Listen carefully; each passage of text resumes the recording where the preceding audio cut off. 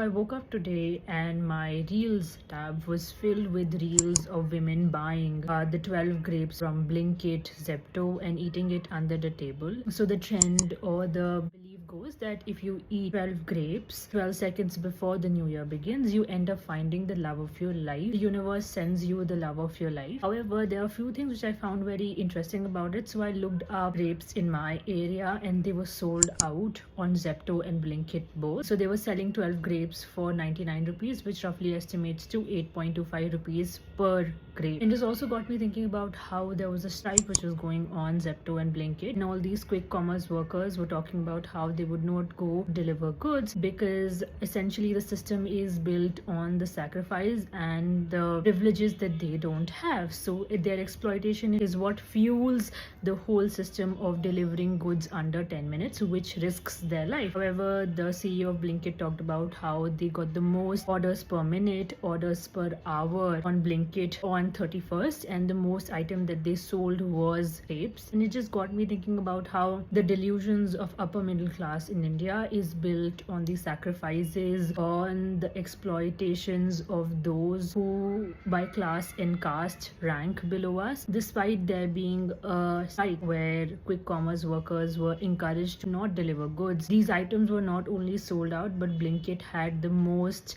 sales per minute and sales per hour. Another interesting fact is, I was thinking about how in a capitalist society, love is first sold to us as something that we need to desire, something that we need to look out for, something that we need to want, and then the same desire is sold out to us again via the packeted grapes, the movies, the magazines, and other julul ways to attract love. It just makes me feel very weird thinking about how we as individuals are governed by trend and not by humanity. We would risk the life of delivery guys just so that if on the other hand we are able to find the love of our lives with and via the delivery apps.